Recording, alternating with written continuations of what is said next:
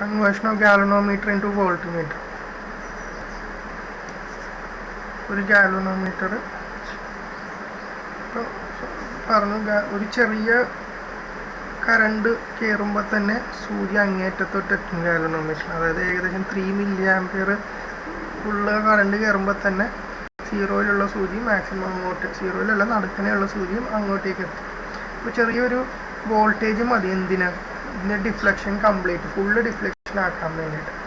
പക്ഷെ എൻ്റെ volt meter ഞാൻ ഉദ്ദേശിക്കുന്നത് ഒരു 3 വോൾട്ട് വരെ കളക്കണം, 0 മുതൽ 3 വോൾട്ട് വരെ കളക്കണം. പക്ഷെ ഇതിനൊക്കെ വളരെ ചെറിയ വോൾട്ടേജ് മതി എന്തിന്, ഫുൾ ഡിഫ്ലക്ഷൻ ആവാൻ വേണ്ടിയിട്ട്.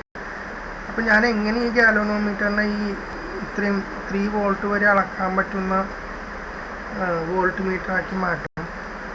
അതിന് ഞാൻ എന്താണെന്ന് വെച്ച് കഴിഞ്ഞാൽ, ഈ ഗാലനോമീറ്ററിൻ്റെ റെസിസ്റ്റൻസ് വളരെ കുറവാണ്. റെസിസ്റ്റൻസ് വളരെ കുറവായത് കൊണ്ടാണ് ഇതിനെക്കുറച്ചുള്ള പൊട്ടൻഷ്യലും കുറവാകണം. ഇതിലൂടെ കയറുന്ന കറണ്ട് ചെറിയ റെസിസ്റ്റൻസിലൂടെ കടന്നു പോയിട്ട് ഇവിടെ അക്രോസുള്ള പൊട്ടൻഷ്യലും കുറവാണ്. അപ്പോൾ ആ പൊട്ടൻഷ്യൽ മതി ഈ സൂചിക്ക് ഇങ്ങോട്ട് എത്തിക്കാനായിട്ട്. പക്ഷേ എനിക്ക് ഈ സൂചി ഇങ്ങോട്ട് എപ്പോഴേ എത്താൻ പാടുള്ളൂ, 3 വോൾട്ട് ആകുമ്പോഴേ, അല്ലെങ്കിൽ 3 വോൾട്ട് വരെ ഞാൻ പൊട്ടൻഷ്യൽ കൊടുക്കുമ്പോൾ മാത്രമേ ഈ സൂചി എങ്ങോട്ട് എത്താൻ പാടുള്ളൂ, ഇനി അറ്റത്ത് എത്താൻ പാടുള്ളൂ. അപ്പോൾ ഞാൻ എന്ത് ചെയ്യണം, ഇതിൻ്റെ റെസിസ്റ്റൻസിൻ്റെ കൂട്ടണം. അതിൻ്റെ ഒപ്പം ഞാൻ വലിയൊരു റെസിസ്റ്റൻസ് ഇട്ട് കൊടുക്കണം.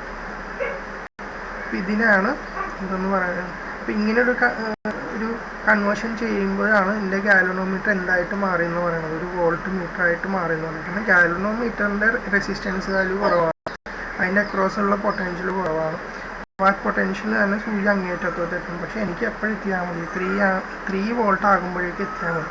അപ്പോൾ ആകുമ്പോഴേക്ക് എത്തണമെങ്കിൽ എന്ത് ചെയ്യണം, ഇതിൻ്റെ അക്രോസുള്ള പൊട്ടൻഷ്യൽ കൂട്ടണമെങ്കിൽ എന്ത് ചെയ്യണം, ഇതിൻ്റെ റെസിസ്റ്റൻസ് കൂട്ടണം.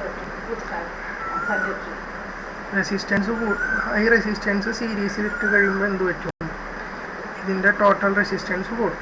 ടോട്ടൽ റെസിസ്റ്റൻസ് കൂട്ടി കഴിയുമ്പോൾ എനിക്ക് എങ്ങനെ എഴുതാം, V = ഇതിലോട്ട് കയറുന്ന കറണ്ട് I എന്ന് വിചാരിക്കാം. അപ്പോൾ മൊത്തം voltage I × G + I × R എന്ന് എഴുതാം. അപ്പോൾ ഇതിന് രണ്ടുപേരുടെ ക്രോസാണ് V എന്നുള്ളത്.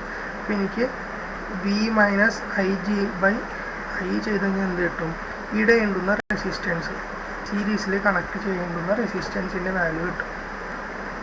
എങ്ങനെയാണ് ഒരു ചെറിയ വോൾട്ടേജിൽ തന്നെ ഫുൾ ഡിഫ്ലക്ഷൻ കാണിക്കുന്ന ഗാലനോമീറ്ററിനെ ഞാൻ ഉദ്ദേശിക്കുന്ന വോൾട്ടേജിലോട്ട് എത്തുമ്പോൾ മാത്രമേ ഫുൾ ഡിഫ്ലക്ഷൻ കാണിക്കാൻ പാടുള്ളൂ എന്നുള്ളതുകൊണ്ട് ഞാൻ ഹൈ റെസിസ്റ്റൻസ് സീരീസിലിട്ട് പോകും. ഇതാണ് ഗാലനോമീറ്റർ ടു വോൾട്ട് മീറ്റർ.